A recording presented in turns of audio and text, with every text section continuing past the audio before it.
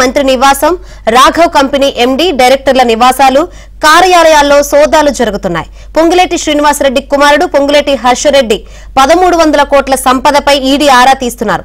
600 కోట్ల రూపాయల అనుమానాస్పద లావాదేవీలు గుర్తించారు.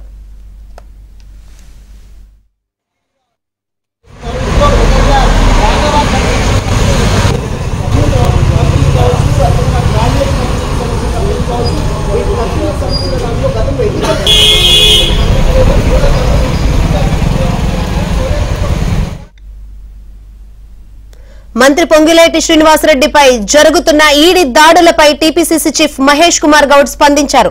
బీజేపీ, బీఆర్ఎస్ సలహాల మేరకు ఈడీ రైడ్స్ జరుగుతున్నాయని ఆరోపించారు.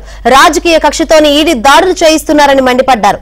కాంగ్రెస్ నేతలను భయపెట్టి లొంగదీసుకోవాలని చూస్తే కుదరదంటున్న టీపీసీసీ చీఫ్ మహేష్ కుమార్ గౌడ్ తో మా ప్రతినిధి Siddhartha face to face. Ponguleti శ్రీనివాసరెడ్డిపై ఈడీ దాడులు జరుగుతున్నాయి. ఈ విషయంపై మనతో మాట్లాడడానికి పీసీసీ చీఫ్ మహేష్ కుమార్ గౌడ్ ఉన్నారు. ఆయనతో మాట్లాడతాం. సార్, మంత్రి పొంగులేటిపై పొద్దున్న నుంచి ఈడీ దాడులు జరుగుతున్నాయి, ఎట్లా చూస్తారు? రాజకీయ కక్షతో నేను స్పష్టంగా చెప్తా ఉన్నాను.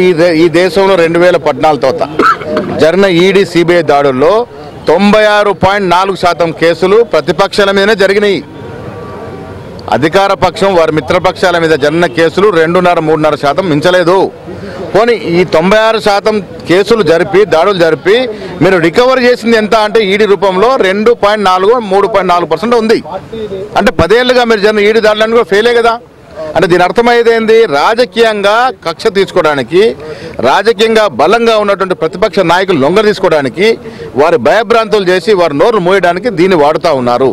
ఈడీని, సిబిఐని ఈ రకంగా విచ్చలవిగా వాడడం అనేది ఆక్షేపణీయం. ప్రజలు దీన్ని అర్థం చేసుకోవాలా. ఈడీ దాడుల్లో కానీ సిబిఐ దాడుల్లో కానీ భయపడేది లేదు. కాంగ్రెస్ కార్యకర్తలు, మా మంత్రి పొంగులేటి కానీ మా కార్యకర్తలు ధైర్యంగా ఉన్నాం. చట్టపరంగా దీన్ని ఎదుర్కొంటాం. మొన్నటి వరకు ప్రభుత్వాన్ని కూలగొడతాం, ప్రభుత్వం కూలిపోతుంది అని చెప్పి ఆ విధంగా పాసిబుల్ కానందుకే ఇట్లాంటి చర్యలు చేసి ఇట్లా మీ నాయకులు భయపెట్టే ప్రయత్నం చేస్తున్నారు.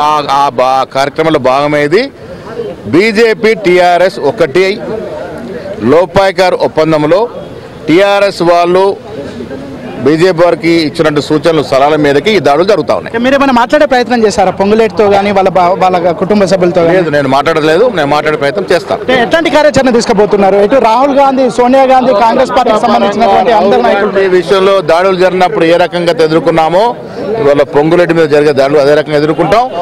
ఏదైనా చట్టరీత్యా తప్పు చేస్తే ఓకే, ఏ తప్పు చేయకుండా మీరు రాజకీయంగా ఈ కక్షపూరితమైన చర్యలు తీసుకొని మమ్మల్ని లొంగ తీసుకున్నామని ప్రయత్నం చేస్తే మాత్రం ఎవరు లొంగేది లేరు. అంటే ఇట్లాంటి చర్యలు చేసి ప్రభుత్వాన్ని పడగొట్టాలనుకుంటున్నటువంటి బీజేపీకి ఏం చెప్పబోతున్నారు? బీజేపీ ఇలాంటి చర్యలు పట్ట మమ్మల్ని భయపెట్టించి లొంగ తీసుకోవాలనుకుంటే ప్రజలు వారికి తగిన గుణపాఠం చెప్తారు. ఇది మొత్తానికైతే ఈడీ కేసులు కేవలం రాజకీయ కక్షతోనే జరుగుతున్నాయి.